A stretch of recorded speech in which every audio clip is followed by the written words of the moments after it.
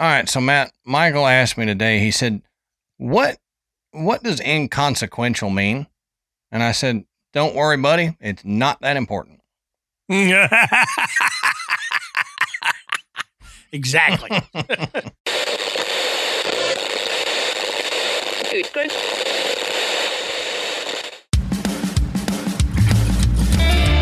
Good evening, everybody, and welcome to the Graveyard. Thank you for joining us tonight. My name is Adam. And my name's Matt. Now, pull up a tombstone or settle into your casket and get comfortable because this is Graveyard Tales.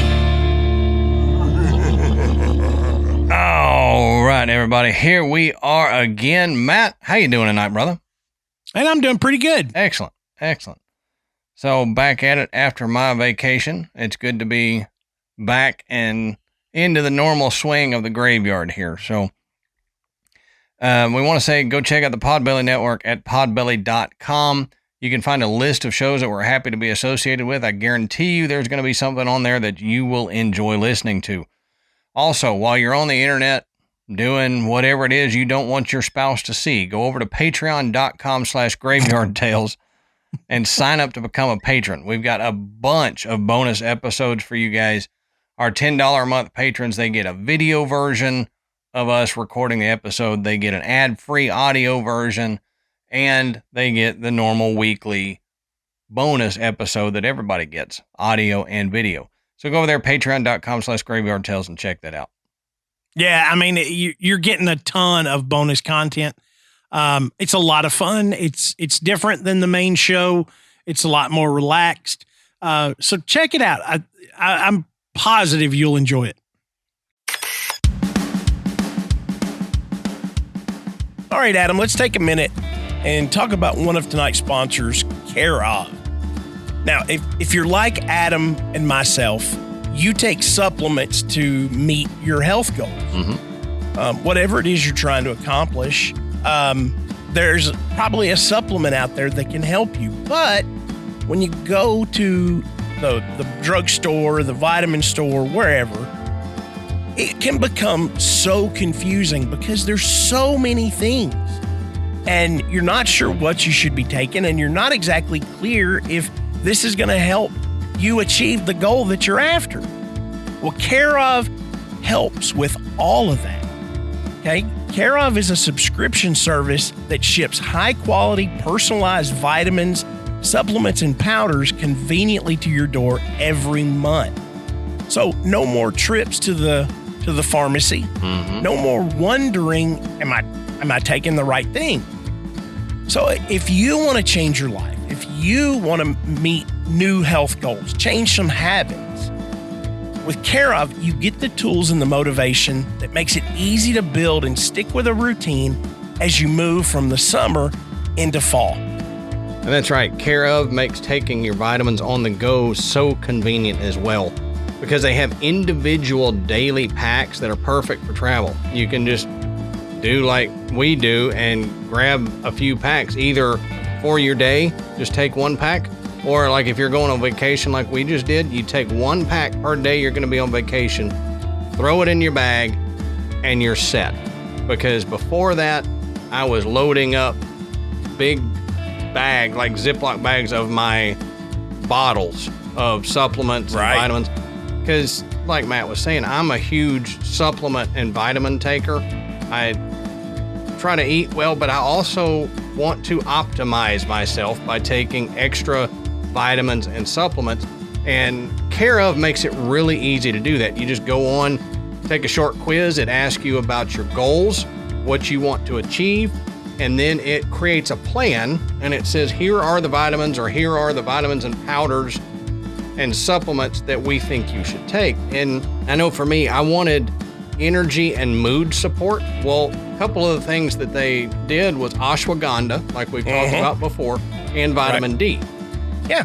And most people don't realize that vitamin D is not just good for your skin and all that stuff. Vitamin D is a major player in mood support. Yeah. They said, hey, we'll try ashwagandha and vitamin D. So I did, and I'm loving it. And if you want to jump on the Care Of train like Matt and I, make easy vitamin taking a part of your daily routine, then you can do it. And all you've got to do to get 50% off your first Care Of order is go to takecareof.com and enter our code GRAVE50. That's GRAVE 50. Yeah, you get 50% off your first Care Of order. Just go to takecareof.com and enter our promo code GRAVE50. That's GRAVE 50.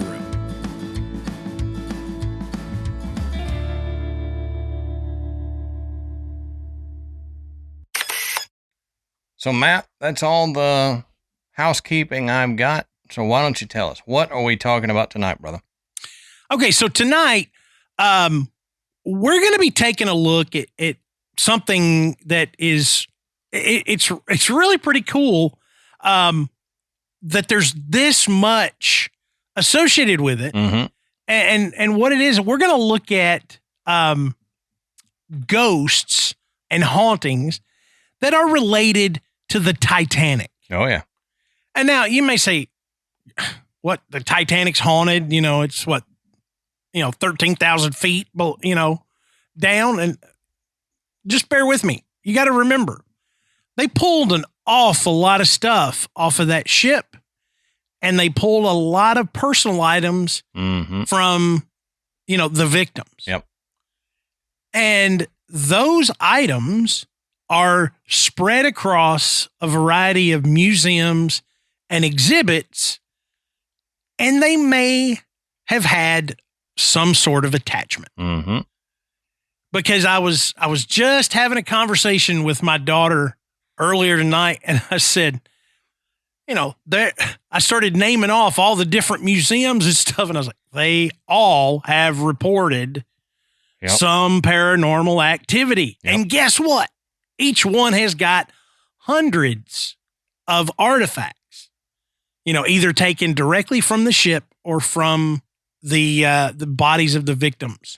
And I don't know why it would be hard for anybody to believe that these artifacts could be haunted. I mean, if you listen to our show, we've talked about so many haunted artifacts that had, way less of a traumatic end to the owner than what happened in the Titanic.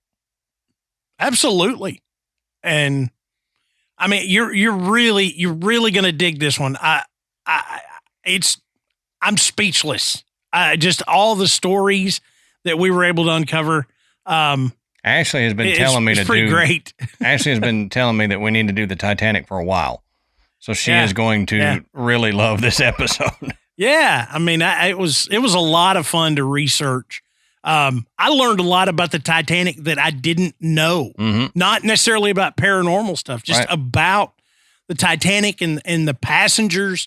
The well-known figures that were aboard. Yeah. The Titanic. It's amazing. Yeah. And look, I've seen the movie and I've read the books and I've been to one of the museums and and I still learned stuff doing all that. So. Oh yeah.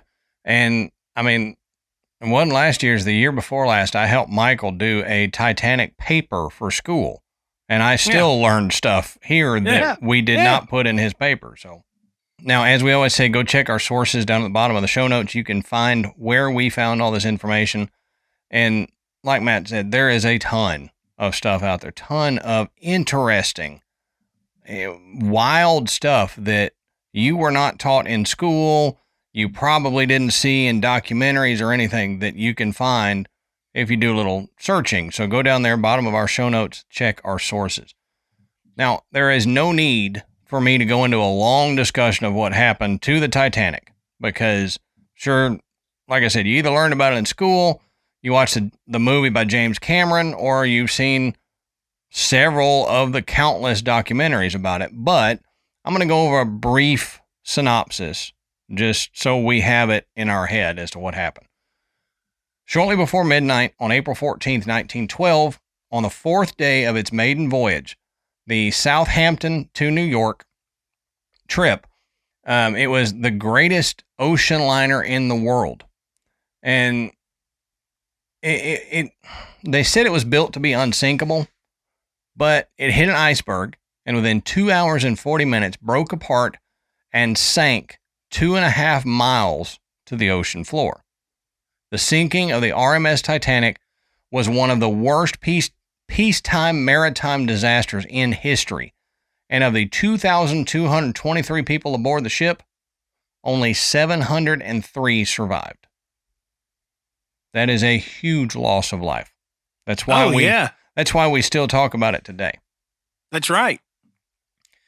Now, but given the amount of time between the collision with the iceberg and the ship's total immersion underwater, they said all could have been saved had there been enough lifeboats, and had those lifeboats been filled to capacity.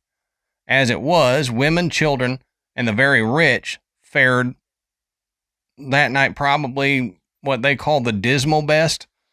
Now, 40% of first class was lost, 60% of second class was lost, 75% of third, and the like percentage of the crew.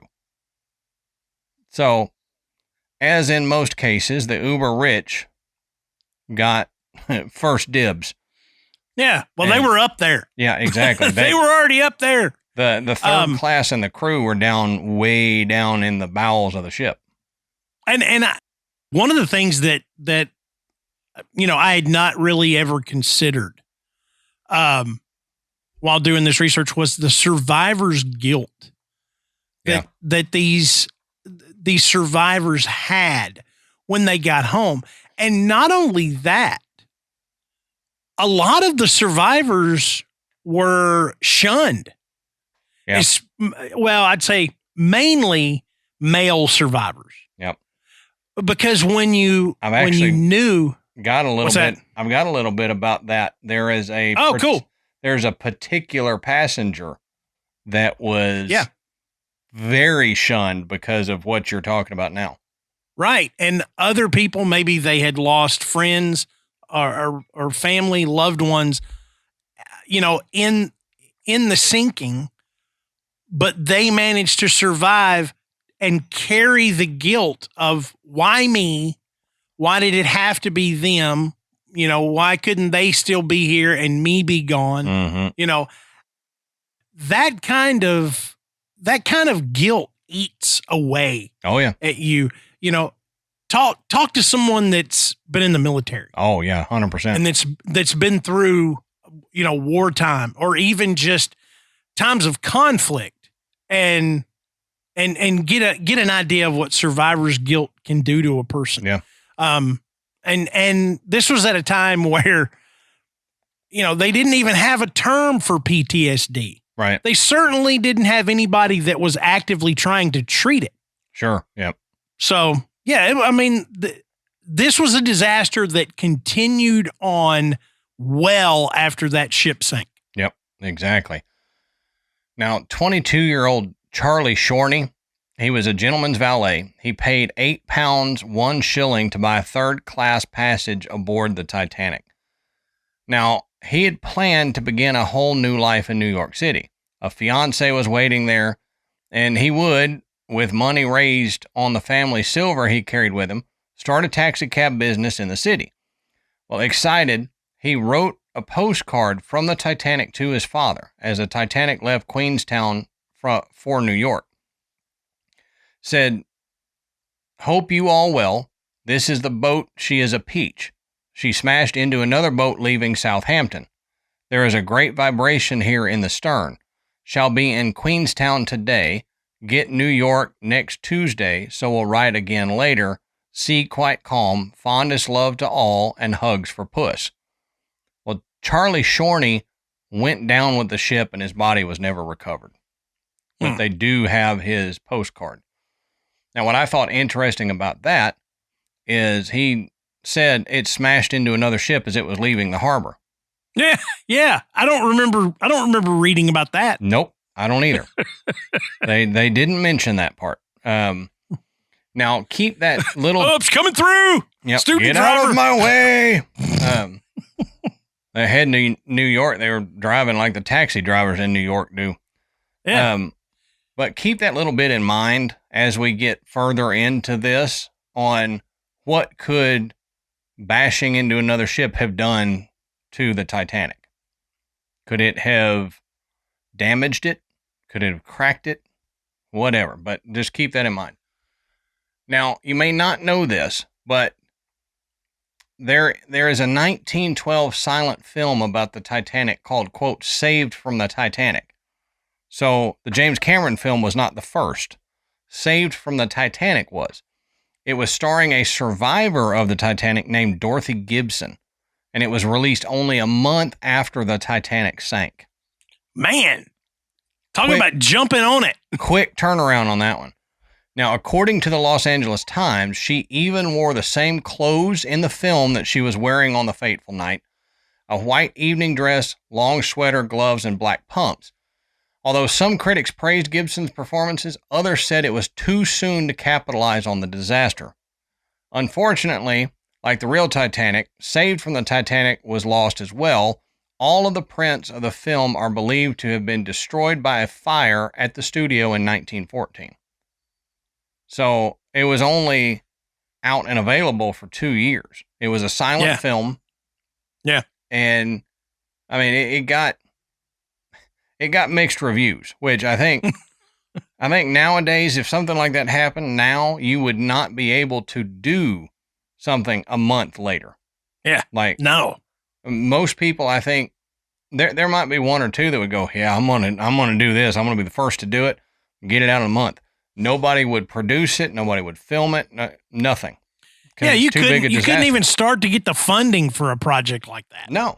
I mean, imagine if they had tried to make a movie about 9/11 on a month later. 10/11. Yeah.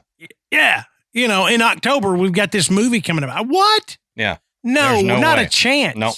Ain't happening. But yet they did that with this. I'll tell you what else is kind of amazing is they got her in the same outfit she was wearing on the ship. I would have probably burned those clothes. No I would joke. have never wanted to see those clothes again. Nope. I mean, really, that's just me. But this is my bad luck dress. I'm not wearing this. No kidding. I'm not putting on these black pumps ever again.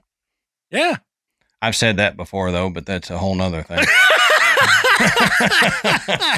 Never again. Never again, dadgummit. All right, so I've got a few interesting facts about the Titanic that I thought we should talk about. Being that they're interesting facts, I found them interesting.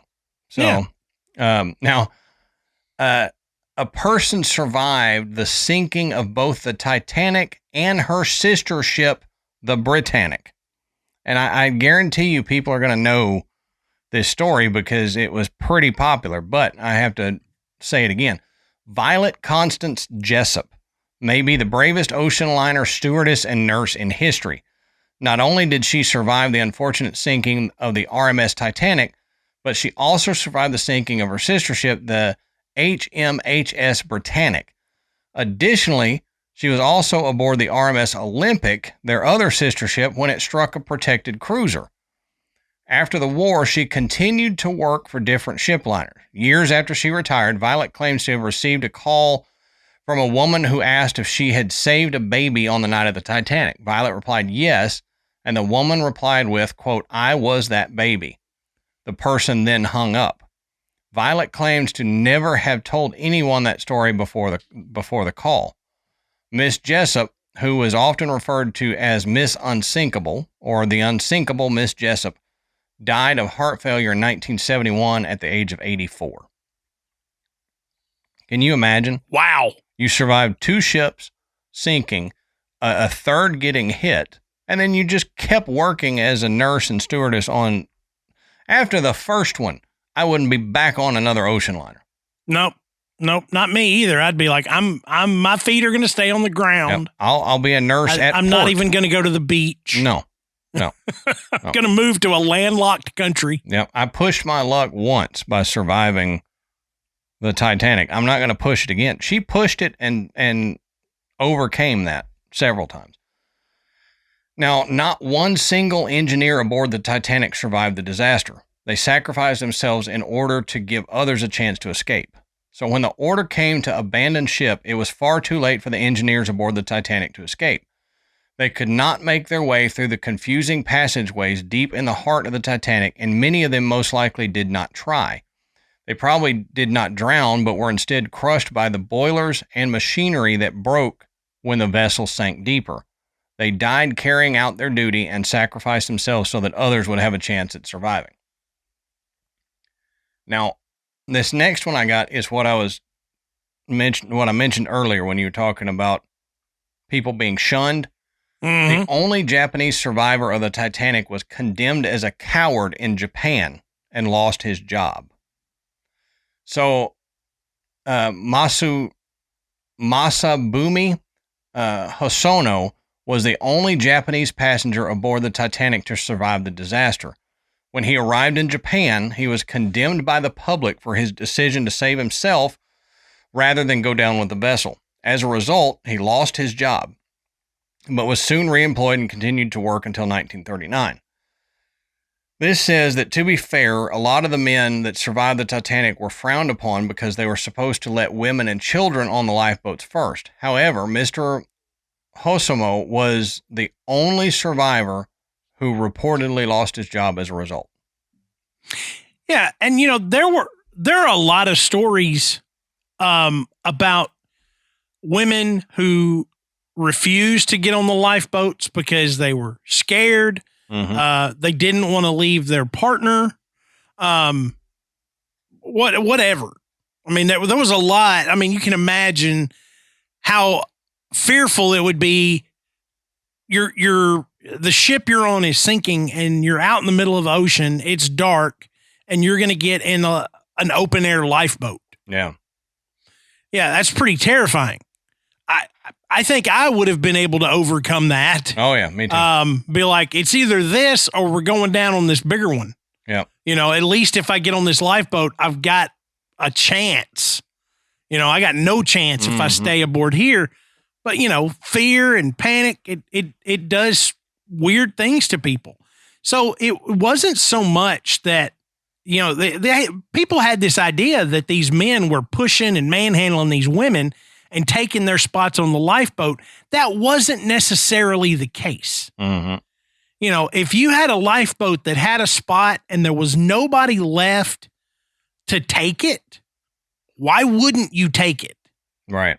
And that was the story from several of the male survivors. But despite that, the idea was still, you're just, you're a bad guy because you came back. Right. And there were women and children that didn't. So that's on you all of a sudden. I hate to say this, but I might be one of those putting on a dress and pumps and hopping on that thing going, get me off this boat. Never again. Yeah. See, that's the thing. Never again. So apparently finding the Titanic was a front for a Cold War mission. So explorer Robert Ballard explained that looking for the Titanic in 1985 was actually a cover for his recently declassified mission to explore 2 sunken nuclear submarines.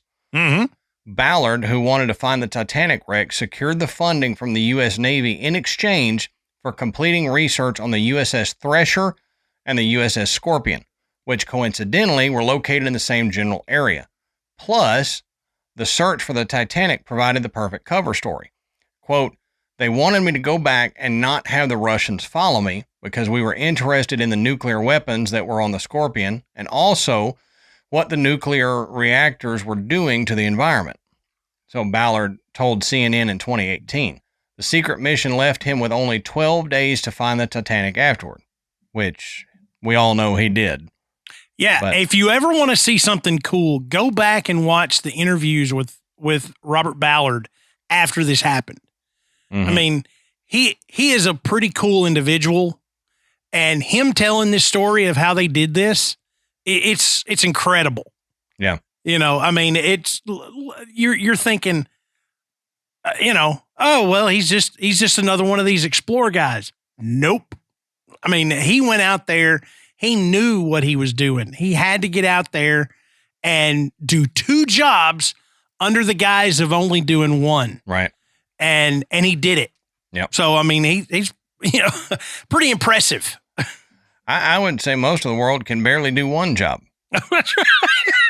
So that'd be me. Yeah. Me, I can do one. Yeah. You know, it's like the old what's his name? Ron Swanson from Parks and Recreation. Mm-hmm. You know, he said, don't half-ass multiple things. Whole ass one thing. Yep, exactly. Exactly. And I actually used that saying at my previous job.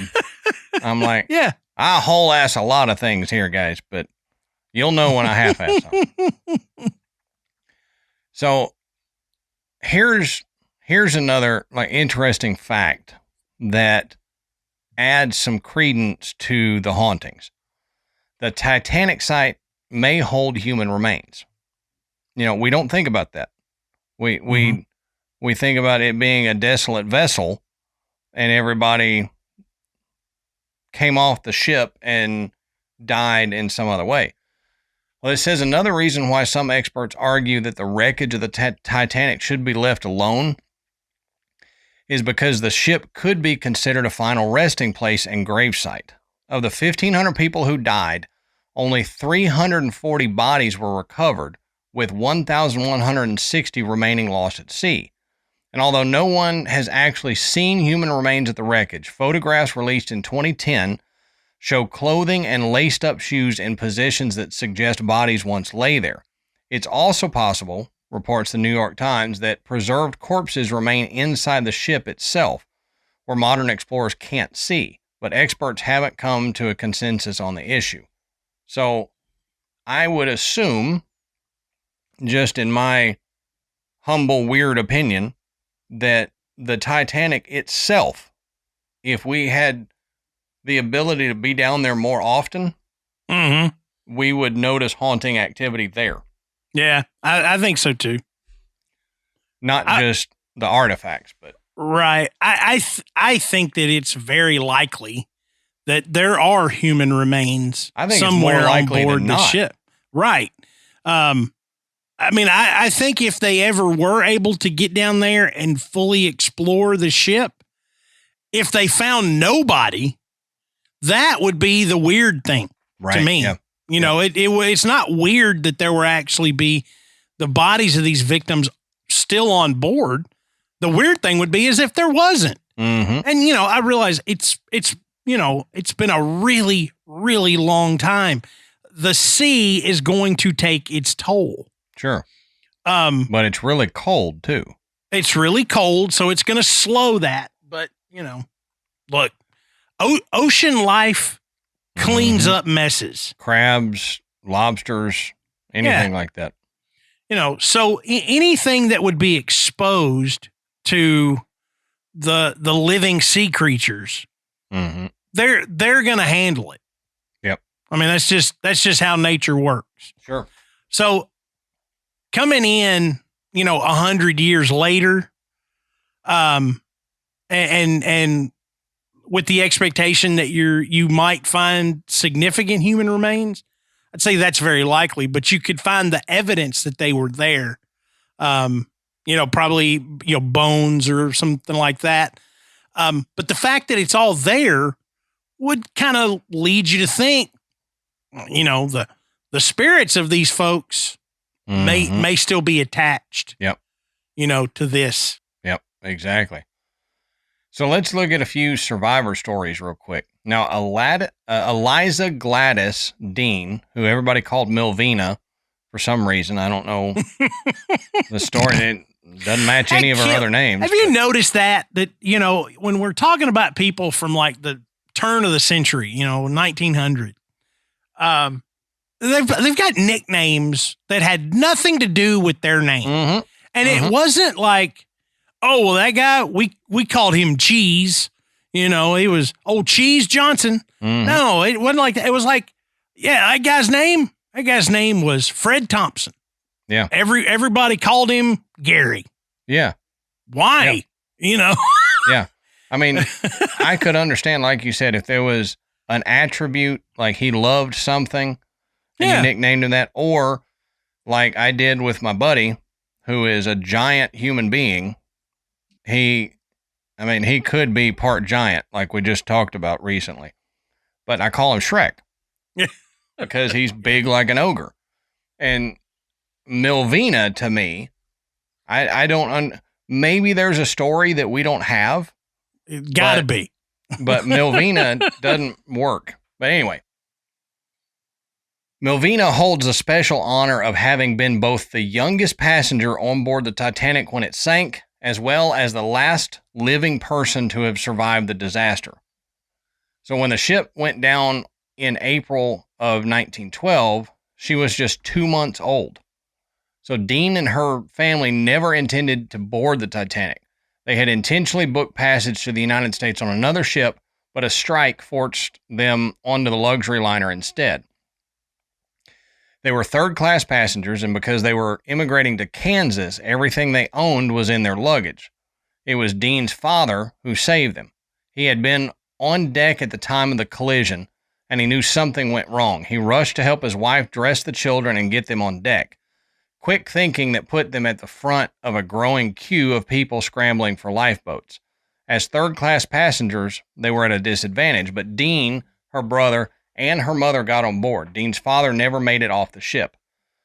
After that, there seemed little point in going to Kansas, so the shattered family joined a number of other heartbroken Titanic survivors aboard the RMS Adriatic, bound once more for England. On that gloomy voyage, the young Dean became a minor celebrity. She was a symbol of hope. Other survivors were pleased to see that the baby had been saved, and the crew took turns holding her. Many took photographs with her that later appeared in newspapers. So that's interesting. Mm-hmm. Now, Frederick Fleet, a British sailor, was just 25 years old when he signed on as a crewman on the Titanic. He was one of the 5 lookouts on the ill-fated voyage, and it was Fleet who made the famous call on the bridge Iceberg right ahead. At 10 p.m. on the night of April 14th, he took to the frigid crow's nest with his watch partner, a man named Reginald Lee. The departing team warned them to look out for small bits of ice in the water, a difficult task on a moonless night. At 11:39 p.m., with just 20 minutes left in his shift, Fleet spotted an iceberg suddenly off the bow. Panicked, he rang the bell and notified the bridge. By the time his shift ended at midnight, people were already swarming to the lifeboats. So he was ordered to row Lifeboat 6, the same one occupied by the unsinkable Molly Brown, who was another lady that I didn't bring up, that she survived multiple ship sinkings. And his group got to safety on the nearby RMS Carpathia. So Fleet's reception on land was mixed. Though he had spotted the iceberg, his role in the sinking became the subject of a number of inquiries. The world wanted to know whether the disaster could have been avoided. Fleet always insisted that he could have prevented it if he'd just had binoculars, something the Titanic's watch crew had asked for and been denied. And we'll talk about that more here in just a minute. But as he reached old age, he suffered from depression and ultimately committed suicide in 1965. There were several cases of that. Yep. So one more survivor story here. Charles Lightroller. As the lifeboats were launched, Second Officer Charles Lightroller observed the, quote, women and children first rule so aggressively that he sometimes let lifeboats go into the water with empty seats rather than let any men occupy them. But whatever people said about Lightroller and the tragedy's aftermath, they couldn't call him a hypocrite. The second officer intended to go down with the ship and very nearly did. He was on the Titanic as it slipped underwater. At the bitter end, when there were no lifeboats left, feet below the surface, he was trapped against a grate when the ship's boiler exploded, sending up a blast of air that carried him to the surface. Afterward, he swam to an overturned collapsible boat where 30 or so people clung to life. He joined them, showed them how to shift their weight to keep the big swells from sinking the ship and from swamping their small craft. Together, they survived the night, and Lightroller was the last survivor to set foot on a rescue ship that reached them at dawn. In the inquiries that followed the tragedy, it emerged that Lightroller's lifeboat policy wasn't as hard-nosed as it seemed. Doubting the strength of the lifeboat's davits, he intended to fill the remaining slots on the ship once they had safely reached the waterline. But the men assigned to the task drowned before they could open the lower doors, meaning some lifeboats sailed away with empty ships. In the aftermath of the sinking, Lightroller made a number of recommendations for better safety measures and tighter regulations that could prevent similar disasters in the future, and many of his suggestions are now maritime law. Wow. So, that's pretty cool. Yeah. Oh, yeah. And I mean, that whole women and children first, I mean, it was a big deal, especially to these aged seamen. Mm-hmm. I mean, well, that sounded terrible.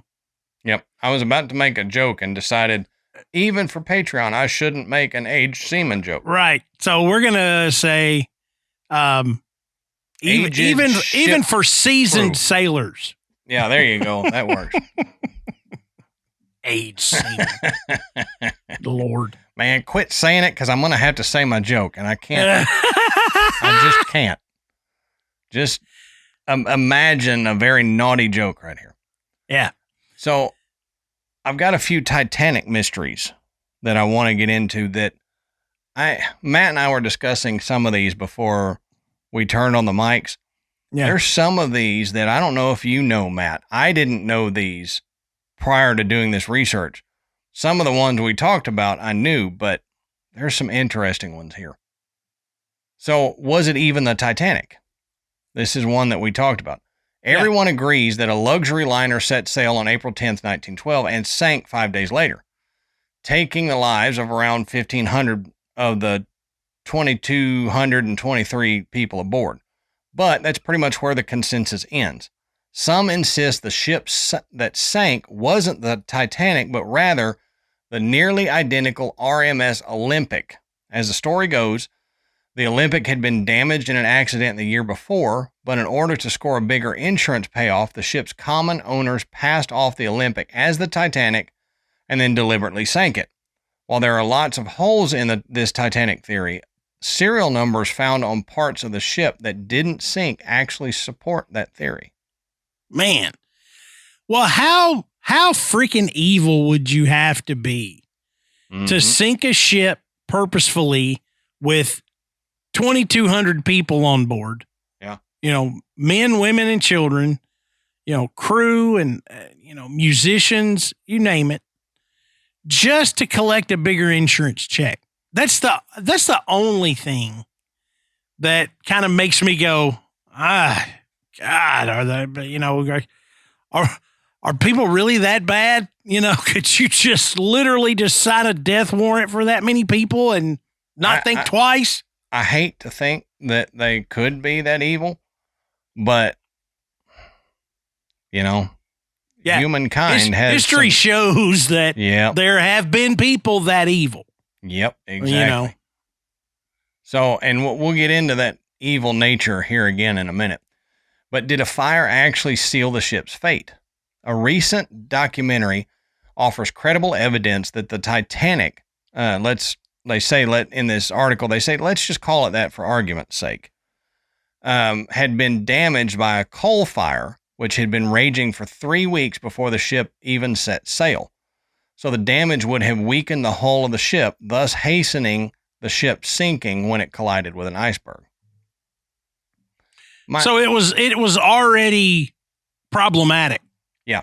There was a 3-week coal fire that had been burning, and it damaged the interior structure of the ship. My problem with that is they make it sound like it was still burning when it was sailing away. How would you not see the smoke coming out of the ship? Wouldn't that be something that it would even show up in video and pictures that we could see today? But I don't know. So another one is, why was the captain speeding? For decades, people believed that Captain Smith was speeding through the iceberg-heavy waters of the North Atlantic because he wanted the Titanic to cross the Atlantic faster than her sister ship, the Olympic. But in 2004, the Geological Society of America published an academic paper by engineer Robert H. Essenhigh with a different theory. It claimed the real reason that the Titanic's captain was speeding was to burn coal as quickly as possible in order to control the coal fire that we just talked about. How does that work? I guess so that he's pulling coal from the coal that's burning and throwing it into the boilers. Okay. So it's getting used up in the boilers rather than burning the ship down. And in order to do that faster, he was speeding through the thing. Yeah. The faster he goes, the faster he's burning up that coal. Right. Another one is, did a torpedo sink the Titanic? Most believe that the Titanic sank after hitting an iceberg on April 14th. But not everyone. Some think that the Titanic was torpedoed by a German U-boat. This theory doesn't seem all that far-fetched, considering that 3 years later in 1915, a German U-boat did sink a passenger ship, the Lusitania. However, it's possible that torpedo theorists are confusing the Titanic with the Lusitania. It's also possible that they're confusing the Titanic with the Olympic, which had sustained damage after colliding with a military vessel in 1911. Still, the presence of several other ships in the vicinity of the Titanic sinking leaves the question open. Yeah, I mean, I could see where it's a possibility. Yep. I think I like that theory more than the it being the Olympic for the insurance money. Mm-hmm. Yep. I mean, that's easier to deal with. I think I can wrap my head around a U-boat, sinking a cruise liner like that. Yep. So the next one is, was there even an iceberg? Assuming the Titanic didn't collide with it and wasn't torpedoed by another ship, it's safe to believe that it hit an iceberg, right? Well, not necessarily. Professional mariner Captain L.M. Collins maintains that if the Titanic had hit an iceberg, it would have gone down in mere minutes. Instead, Collins and his followers believe that the Titanic must have hit a hidden flow of pack ice that had made its way into the Atlantic from the Arctic Ocean. Collins points out discrepancies in eyewitness accounts, which may actually be due to various natural optical illusions. So he's basically saying if it hit an iceberg, it would have just sunk. But the way that it tore the side of it open seemed more like pack ice and not an iceberg. Now, why you would hide that and say it was an iceberg, I have no idea. Yeah, it doesn't make a lot of sense. Plus, I wouldn't be able to, know what the difference is if you were looking at a ship's wreckage and saying, "Oh, well, this looks like it was caused by pack ice and not by an iceberg." Like, well, how can you tell? It is damage is damage. Seems like if it hit something big made of ice, right? And this ship that was supposed to be unsinkable sank. Yep. And I just what made it so unsinkable? I mean, why did that? It was reinforced, or it was supposedly the interior of the ship was cordoned off into sections that had doors going between the sections. So if one hole, say a hole got ripped in the side of it, like what happened, then theoretically it would only fill up one chamber with water and not all the bottom of the ship and sink it. So So like, what kind of the way they design it today? It's like you've got sections with the big heavy doors that you can close and turn the wheel, Yep. I guess. But one of the theories is that those doors were left open and not closed. So that's why it sank, is because once it tore open with the doors open, it just filled the entire bottom instead of only one chamber. Yeah. And I mean, well, what if it filled up so quickly that they couldn't get the doors closed? Well, they were supposed to sail with them closed. Oh. Like you weren't supposed to have them open at all. Once you set sail, you closed all the underdeck doors that were in the storage and thing. And if you had to go through one, you went through it, closed it behind you, then went to like you do in an aviary, so the birds don't get out. So I can see where that would be a pain in the butt. You're going back and forth between areas of the ship and you're having to constantly open up this sealed door, go through, close it, do all this stuff. It's taking you a lot longer. I could see where a crew member might say, it ain't going to hurt nothing. Just leave this door open. We're going to come through it 10 more times. Yep, exactly. Exactly. So we talked about the crew not having binoculars. Why? Well, surely this says if the crew had binoculars, they would have seen the danger in time to change course. But the Titanic's entire supply of binoculars was locked away in a storage compartment, and a crew member who had been transferred off the ship just before it set sail had the key. The crew member later claimed that he, quote, forgot to hand over the key. But did he forget, or did he deliberately hold on to it? And if so, was it to further the insurance fraud that we talked about, or was it something else entirely? Now, see, that makes me think, okay, you're gambling here. If you think, if I don't give them access to binoculars, they're gonna sink. They're gonna hit something and sink. Well, that's kind of a crapshoot to me because it could have just as easily made it all the way. Yeah, exactly. With no problem at all. And so I can't imagine, one individual going, yeah, I'm just going to hang on to this key. Even if he had been approached or even paid by somebody, I just think that'd be like, I'm gonna put this thing right here in the hopes that somebody comes by and trips on it or sets it off or whatever. Somebody playing a Bigfoot prank out in the middle of nowhere. Yeah, we talked about that, a couple weeks ago. Yep. Why would you, if this is a prank, why the heck are you out here in the middle of the night, in the middle of nowhere, just on the off chance that somebody was going to see you? Yep. Yeah. That seems, it's interesting that happened, that they didn't have access to the binoculars. Mm-hmm. It doesn't seem necessarily, malevolent in nature to me. There's more to sailing a ship than binoculars. True. I mean, so another one, and I'll wrap it up here in a second, but did J.P. Morgan plan the whole thing? So some who believe the Titanic took the place of the damaged Olympic blame financier J.P. Morgan, who was one of the owners of the company that owned both ships. Morgan was one of the wealthiest people on the planet at the time, and he wielded considerable power. In addition, he was a last-minute no-show on the Titanic's sole voyage. Why did Morgan and his entire family not end up on the ship? Did he know what was going to happen? Did he plan it? Again, that just makes somebody out to be extraordinarily evil. Mm-hmm. Mm-hmm. I mean, I laugh because I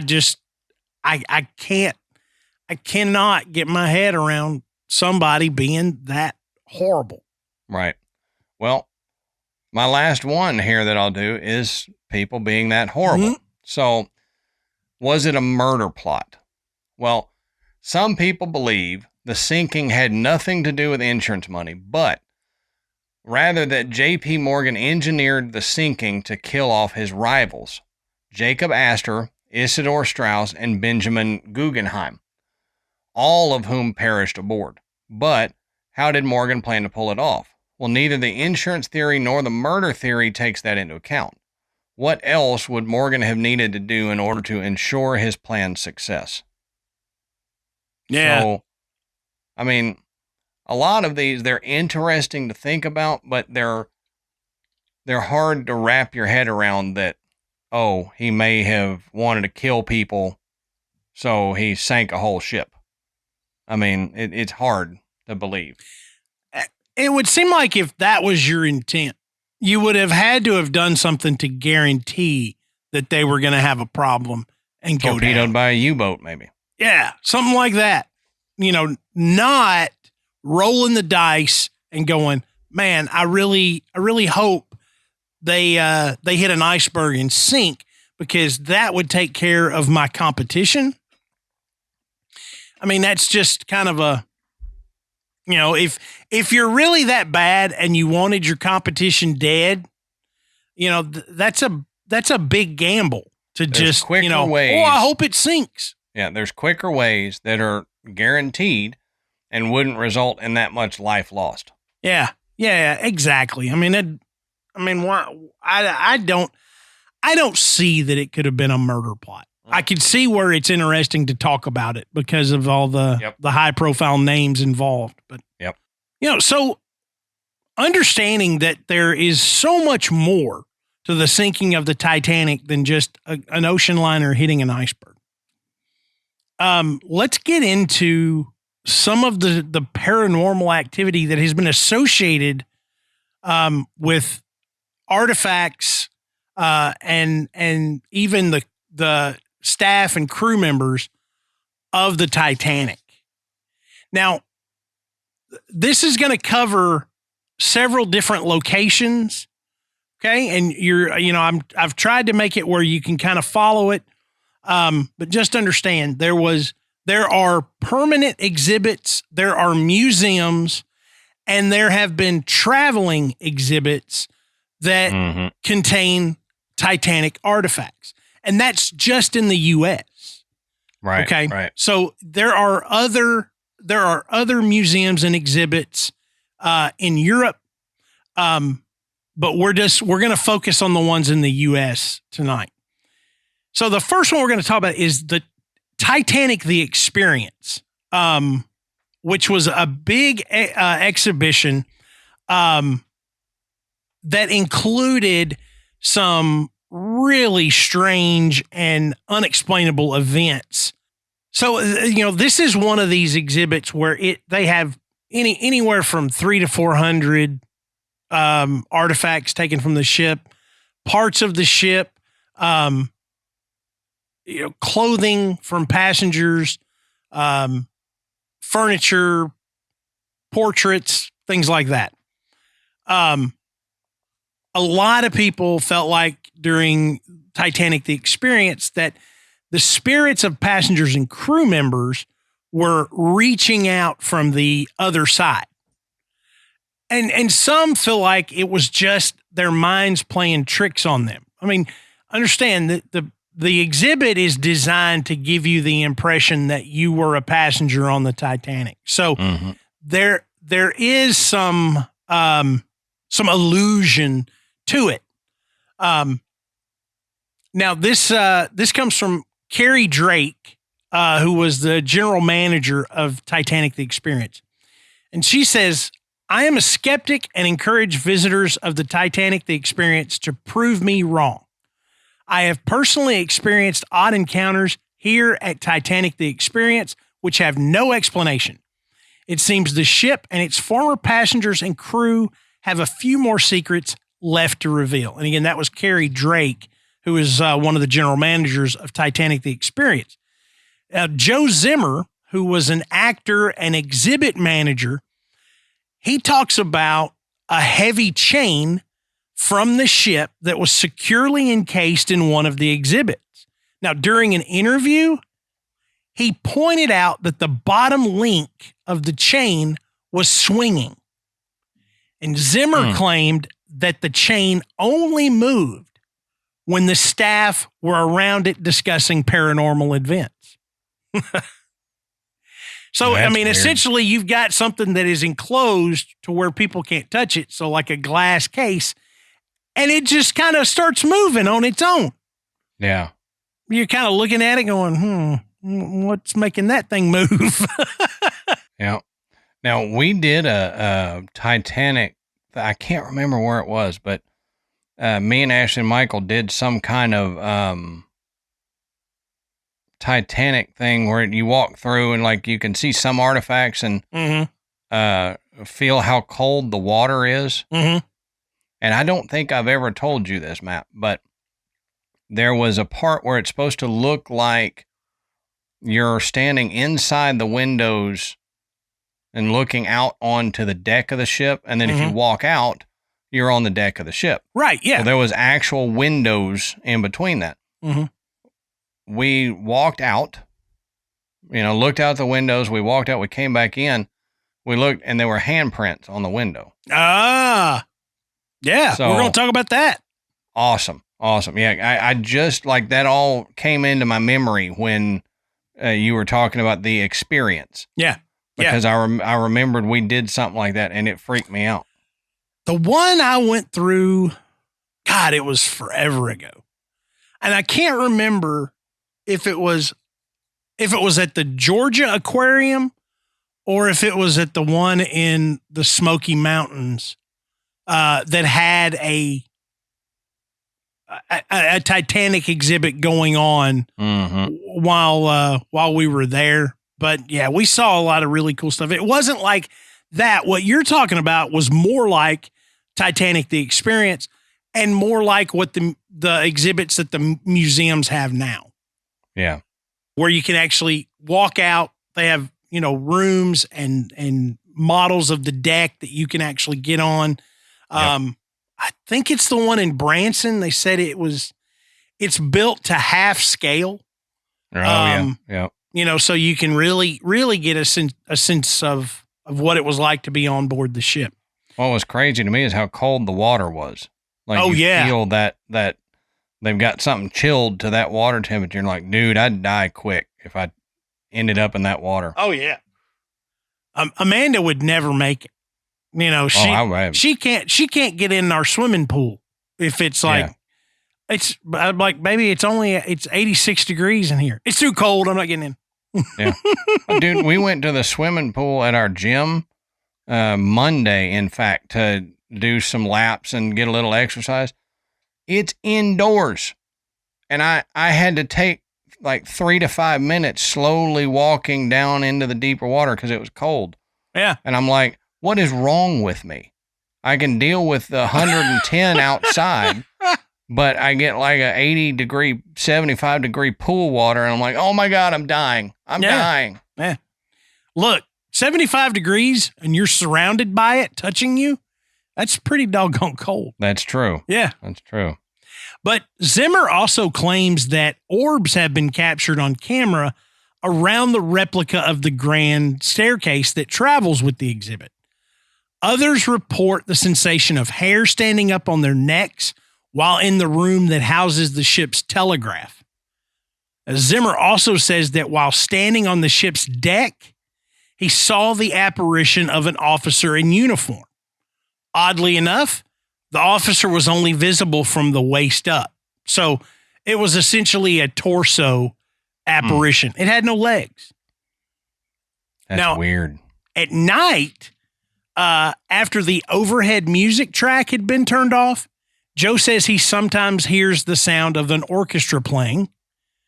He has heard his name called, followed by spooky giggles, which I never call my name and then follow it up with spooky giggles. That's no.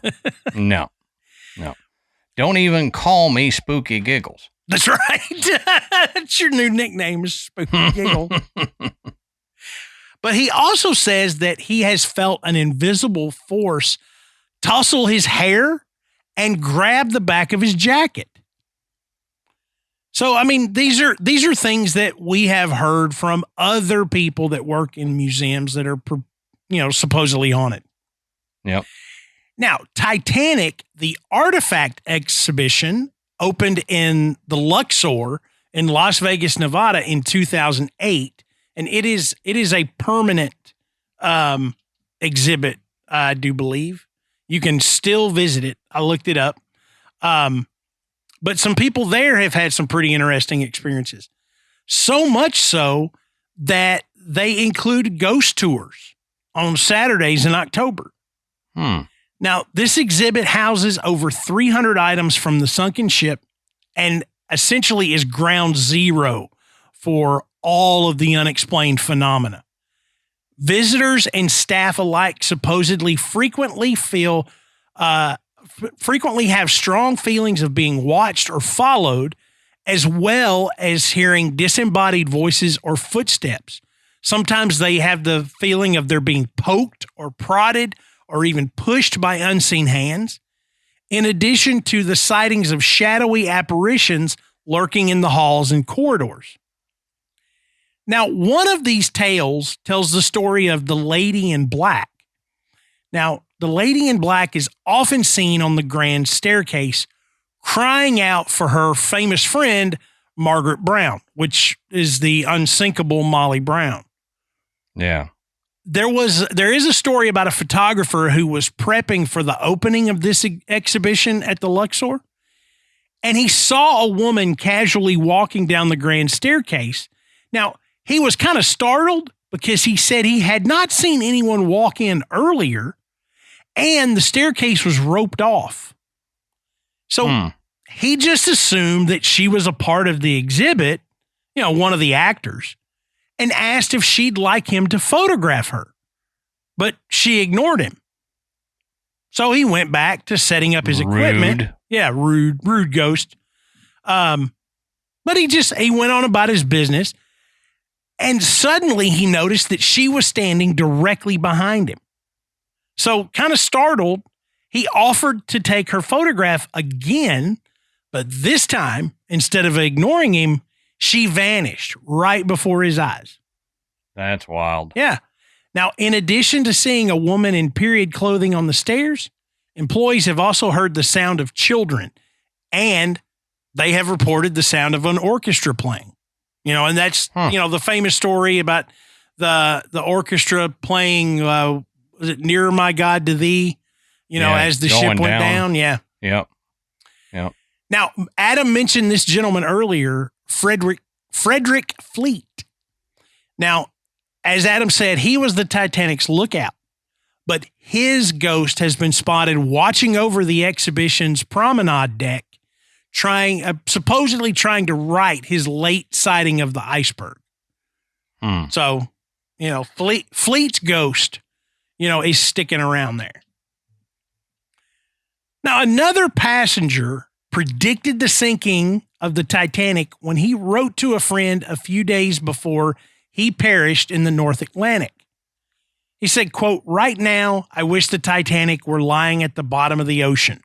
All right. During a paranormal investigation of the exhibit, staff reported a story that occurred in the engine room. Now, this is really a cool story. Okay. There was a picture of Bruce Ismay.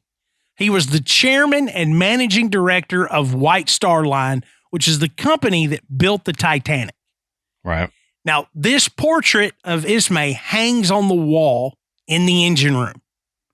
Now, Ismay was on board during the Titanic's maiden voyage and ended up surviving. But once that it's a 3-foot by 2-foot portrait. That's a big portrait. As they were coming in one morning to open the exhibit, the picture was on the floor. Okay. As if someone had taken it down and then leaned it up against the wall, sitting it down on the floor. It wasn't like face down or smashed or anything else. Yeah. But it certainly didn't look like it had fallen. Now, initially thinking that it somehow had fallen, or one of the staff members was pulling a prank, the staff went and reviewed the security video. Because either way, you're kind of like, we got to know what happened. Okay. Yeah. If one of our employees is pulling a prank, we want to know that that's all it is a prank. But we can't be having staff members taking these artifacts and messing with them. Right. And don't be touching that stuff. Leave it up. The security camera footage showed a clear view of the room and no one was in it when the picture started to move on its own and then slowly slid down the wall as if someone had grabbed it with both hands and lowered it to the floor. Freaky. Now, just before hitting the floor, it turned on its side, then it slid a few inches, according to people who saw the video. Now, I looked, I couldn't find this video online. I bet if you keep digging, you might could find it, but I didn't have any luck. Right. Now, this happened. This story was related to a group of paranormal investigators just prior to starting their investigation. Okay, and this is at the Luxor in Las Vegas. So they tell them this story and then lock them in the engine room. Hey, have fun. Good luck. So as the ghost hunt started, the investigators were all alone in this room with this haunted portrait. Suddenly, an alarm went off and lights started flashing, and the alarm on one of the glass display cases near the picture of Bruce Ismay had been tripped. Now, the displays are fitted with motion detector alarms that sound when the case is touched or disturbed. And in this instance, the case had not been touched or disturbed. Weird. They weren't even over there. They just heard this story about this picture coming off the wall. Mm-hmm. And now they're locked in the engine room, and one of the exhibits sets off the alarm, and they're like, "Yeah, this is a great beginning to this investigation." Yep. You're either stoked or terrified. Yeah. Like there's no in between. So, I mean, what could it possibly be? I mean, are we talking about, the spirits of passengers and crew that are somehow attached to these objects?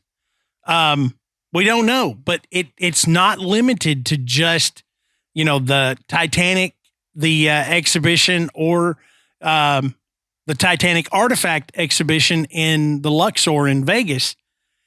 Ghost Adventures actually went and did an investigation at the Titanic Museum in Branson, Missouri. Now, during their stay, they caught a figure they assumed to be a child on their SLS camera. If you remember, Adam and I, we've talked about this. I think we did a Patreon on this piece of equipment. It's like the old, what was it called? Kinetic or something for the Xbox. It was the Kinect. Yeah, it was a camera that you could put on your Xbox, and it would register your movements and as movements in the video game. Mm-hmm. Now, paranormal investigators will use this camera because it will pick up a human form. Okay, even like in map the joints and like what? Map the joints on the arms and with dots and everything. So if you've never seen this, I think one of the Teslas has this too. Maybe it has a front facing camera, and on the display, it looks like a stick figure with dots representing the joints. So in this particular video, what you see is kind of a triangular shaped body, legs with dots for the hips and the knees and the feet, shoulders, elbows, and hands, and kind of a line with a dot that represents the head.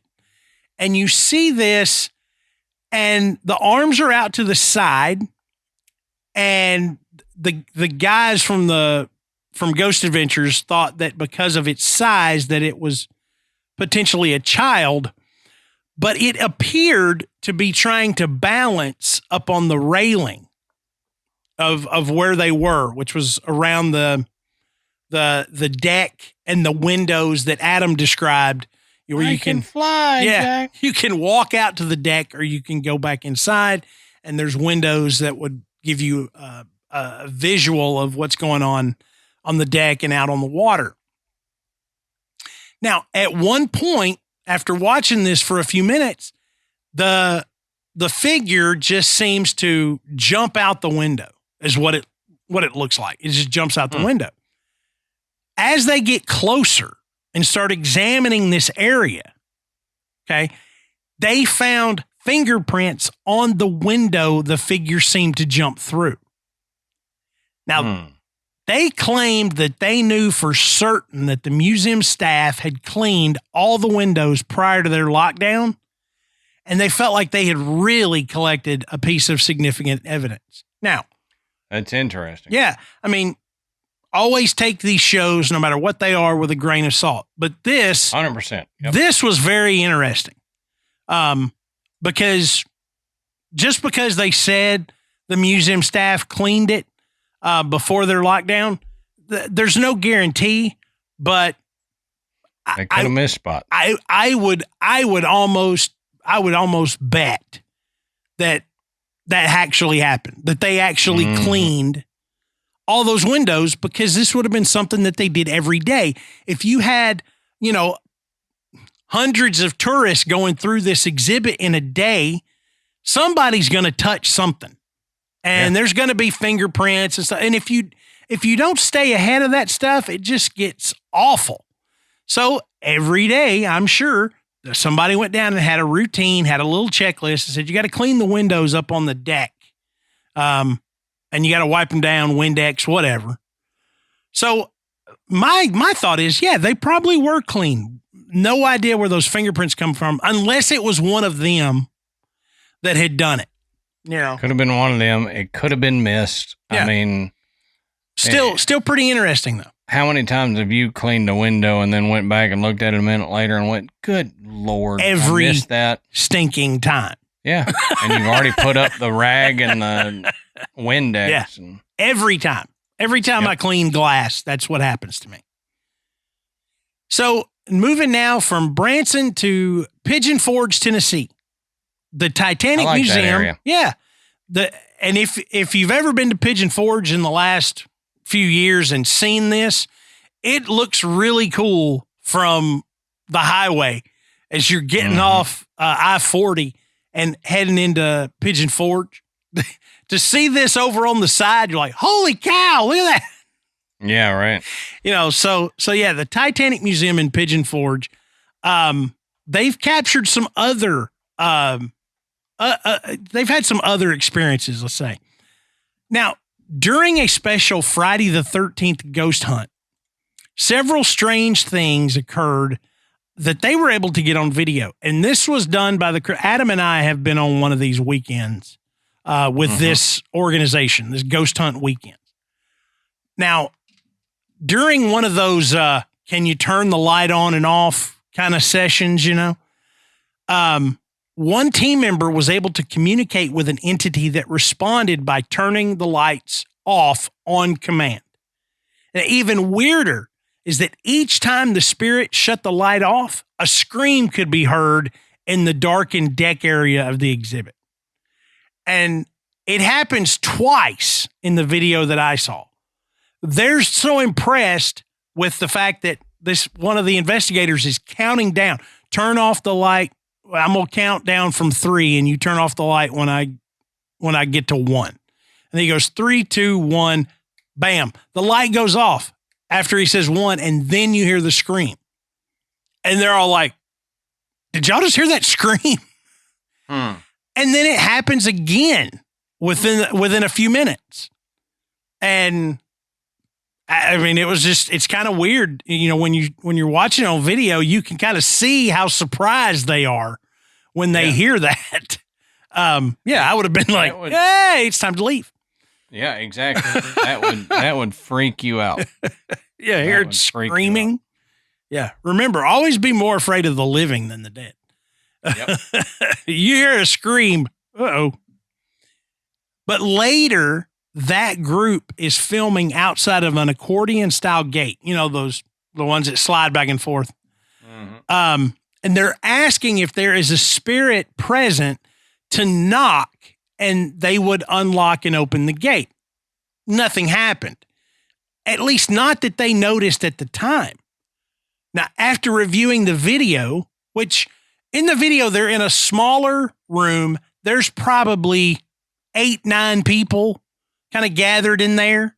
Okay, you can see the gate. That's kind of where everything's focused. But then the camera pans across the group of investigators, and you see this dark figure emerge from behind another person in the back of the room and begin to walk towards the door. And I don't mean like it's one of those, oh, do you see it? You see it? Look real close. Okay, right here. No, it is, holy crap, what is that? I mean, It is that clear. Could something like that be faked? Sure. But nobody in that room reacts to it, almost if they didn't see it. And they said they saw it later when they were looking at the video. But it's definitely a figure.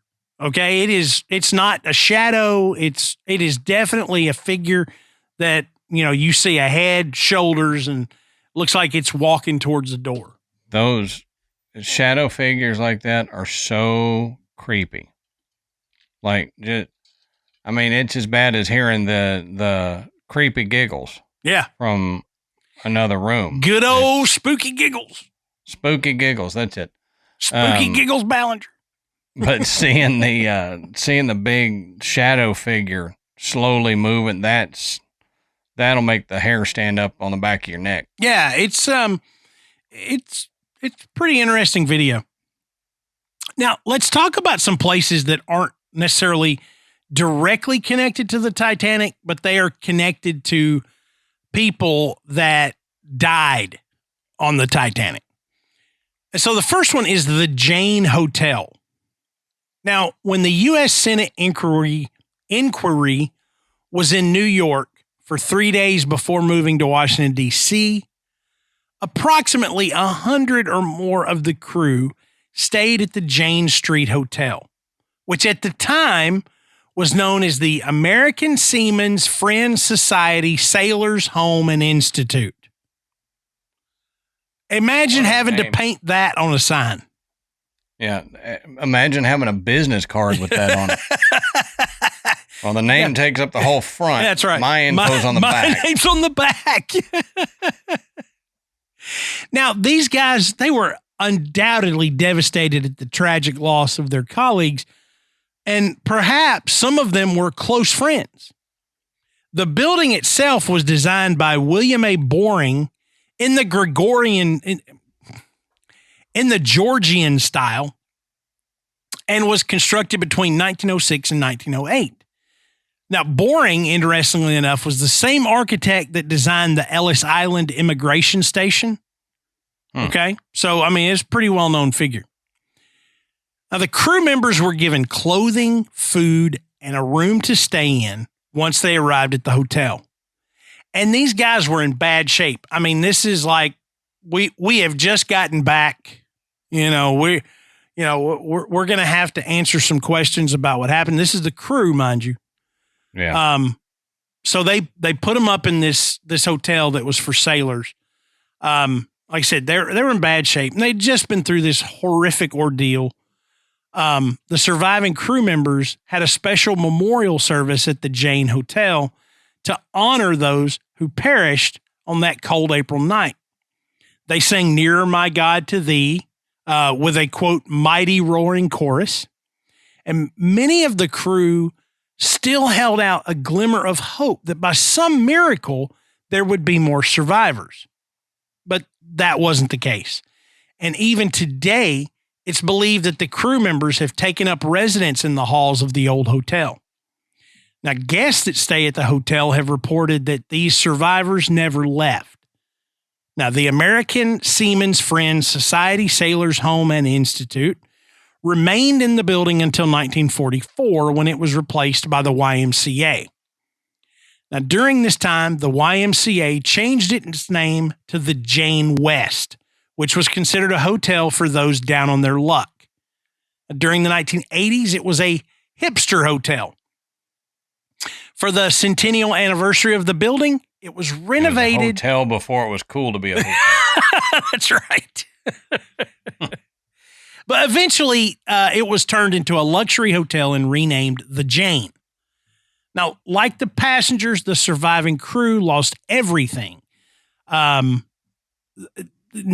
weren't able to get anything off of the ship to take with them. So all of their belongings that they had when they got on board went down. Yeah. But now they found themselves in New York City with nothing more than the clothes on their back. And sadly, the memorial service, which was held to mourn the loss of the RMS Titanic, her passengers and crew, didn't rest those people's spirits. There are reportedly cold spots all throughout the building. Many guests have reported experiencing problems with the elevator and claim that it will occasionally go up and down completely on its own. While walking the halls, guests have reported witnessing transparent figures, hearing sobbing, and what is described as unfathomable grief.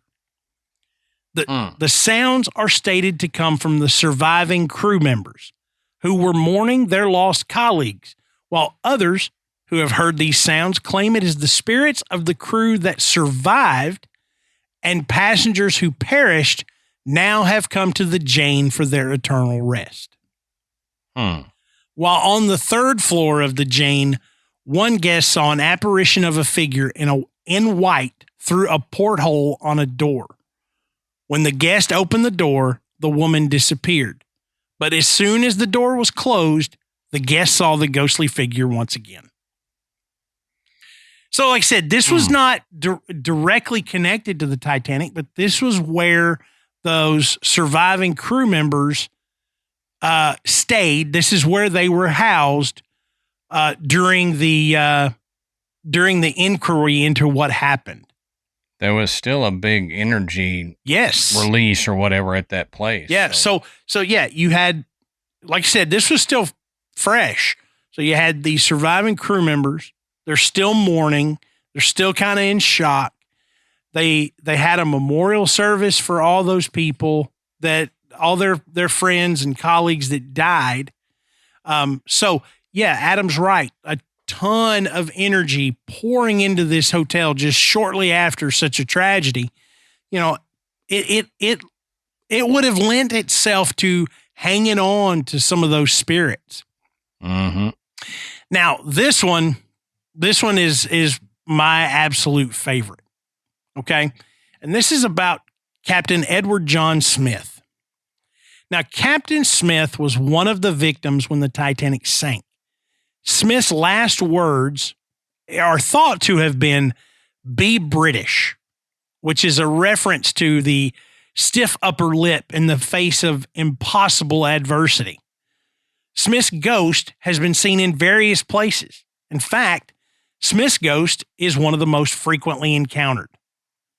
The first sighting of Captain Smith's ghost occurred before the world knew of the tragedy.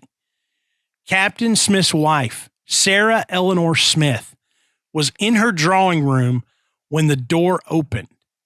She watched her husband walk across the carpet towards the window. No doubt this was viewed as some surprise because he was supposed to be sailing across the Atlantic at the time. Mm-hmm. Moreover, he neither looked at her nor spoke to her. When he reached the window, Captain Smith simply disappeared. Oh, wow. It was way too early for the news of the Titanic disaster to have reached Mrs. Smith, but she knew. From the moment she saw his ghost, she knew. That's crazy. I know. I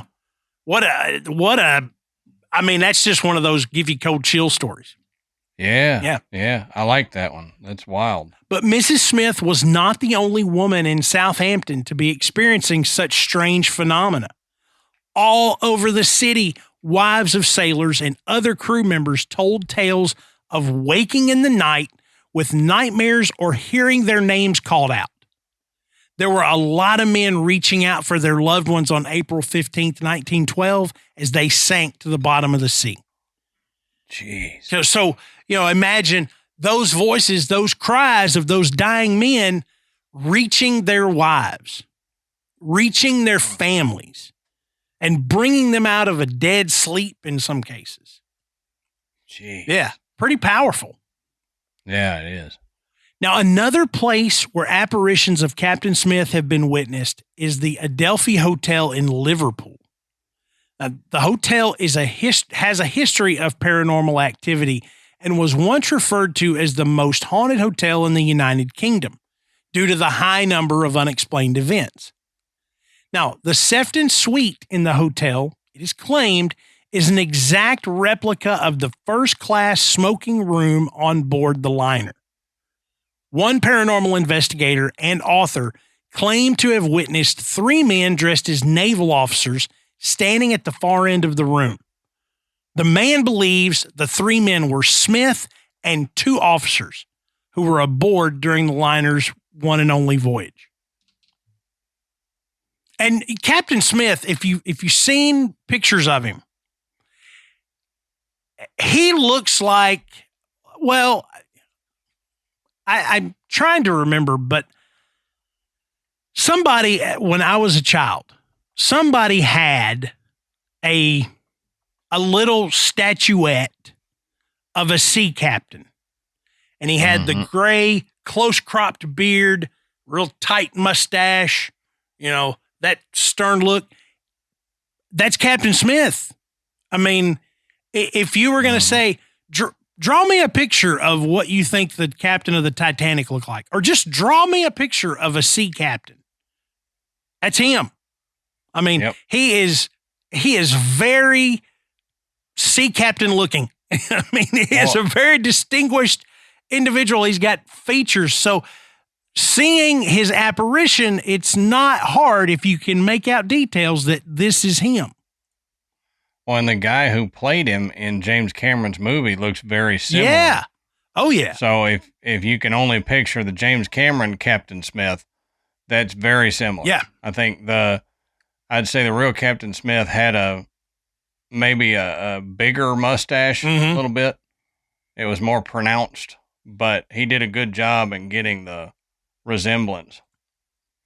Yeah, and Captain Smith's ghost has also been seen at his former childhood home in Stoke-on-Trent, Staffordshire,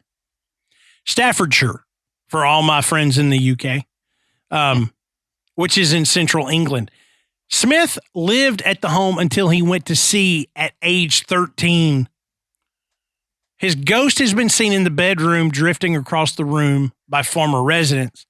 The owner at the time of the Titanic centennial stated that one of their tenants rang them up one day years before to say that he was convinced he had witnessed Smith's ghost drift across the bedroom while he was in bed. The previous owners experienced a flood in the kitchen, and they said an icy chill was felt in the dining room. Other former residents have said they felt a chill passing over them as cold as an iceberg. Using some colorful language there. In 1977, Second Officer Leonard Bishop of the SS Winter Haven was giving a tour to a man who he figured was a passenger. The British man was very soft-spoken and extremely interested in every detail of the vessel, almost unusually so. Bishop found the man to be a bit strange, but not unpleasant. Years later, when Bishop saw a photo of Captain Smith, he realized why the situation felt so strange. Bishop exclaimed to a friend, "I know him. I gave him a tour of my boat." The friend laughed and informed Bishop that the man had been long dead. That man was captain of the Titanic. Oh, wow. Yeah. Now, this is interesting too, and I didn't get into the stuff that in Belfast, but there's apparently a lot of activity in and around Belfast regarding the Titanic. But this one was a sighting of Captain Smith's ghost in a pub in Belfast, Ireland in 2018. It says, Robinson's pub is full to the brim with Titanic memorabilia. A young couple visiting the pub had a romantic picture taken of them when they felt something cold on their backs. After the photo was snapped, they were horrified to discover a spooky face right behind them, which apparently bears a striking resemblance to Captain Smith. Yeah, pretty cool. He's sticking around. Oh, yeah. Yeah. I'm sure, that a lot of the crew probably stuck around just due to the nature of what happened. Yeah, absolutely. But, to wrap these ghost stories up, this one, it's a callback to us talking about the likelihood that there are many, many corpses that are still inside the ship. That no one has been able to get inside and try to recover remains. So it's a giant watery grave.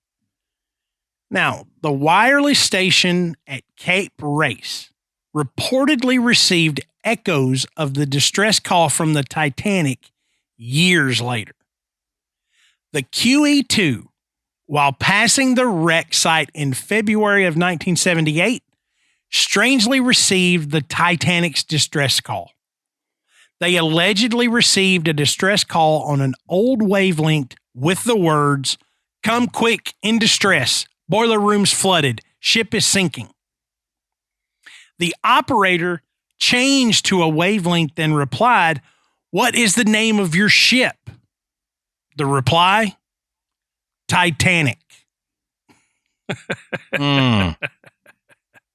That's crazy. Yep. So they informed the captain on the bridge, and the operator tried to contact the ship again, but to no avail. When the incident was logged, it appeared that the Queen Elizabeth II's position was almost the same as the Titanic's when she began to sink all those years earlier. Passenger and cargo ships passing over the wreck site have reported strange orbs hovering above the water, hearing people shouting for help, an orchestra playing, or the feeling of or sense of dread or unease. Almost as if you were walking over a mass grave. Yeah. I mean, let's be real. So, and really, there are so many other stories. These were the ones that I felt like were the most interesting and gave you kind of a sense of how widespread this really is. Everywhere from the site of the wreckage itself to all across the U.S. and the UK. There have been reports of paranormal activity that is associated with the Titanic. I don't know that we've ever covered any kind of specific haunting that was this widespread. No. I mean, I don't think so. That makes it a very unique story in and of itself. But I mean, it's really easy to see how a tragedy like this, and the number of lives lost could leave that negative energy that would hang on to those spirits, that would replay that distress call. That you would hear those cries for help as you pass over the wreckage in the water. I mean, you just think about something that big happening, and if you do what Adam and I do, you'd be like, "Yep, I bet that's haunted." Oh yeah. I do that stuff all the time. Oh yeah. Yeah. So, all right. So this is the point in the show where we ask you, what do you guys think? Some of you have I'm sure, have been to a Titanic exhibit or to one of the museums. Have you experienced anything? Like I said, I'm sure there are plenty of stories that I left out. Have you got a really cool one that you've heard? Something along those lines of, a former passenger or something that's tied to an artifact or anything like that. Let us know. And the best place to do that is in our Facebook group. It is called The Graveyard. We got thousands of folks in there that share personal experiences, jokes. It's a good, safe place, to talk about the stuff that we all want to hear. Those great ghost stories, those weird things, you can lay them out right there. Everybody just wants to read those stories. You can check out our website, which is graveyardpodcast.com. And there you can find links to purchase Graveyard Tales merchandise. You can listen to the show, and you can become a patron. And as I said at the beginning of the show, we have a huge catalog of bonus content for you guys, video, audio, go check it out. Mm-hmm. I mean, it is, if you need a little bit more graveyard tales in your life, this is the best way to get it. Please don't forget to rate and review us on iTunes. It brings us up the chart. It just makes it easier for more people to find the graveyard. And we appreciate everybody that has gone and done that for us. So I think we have come to a close of this long Titanic episode. Yep, I think so. So until next time, we'll save you a seat in the graveyard. See you soon.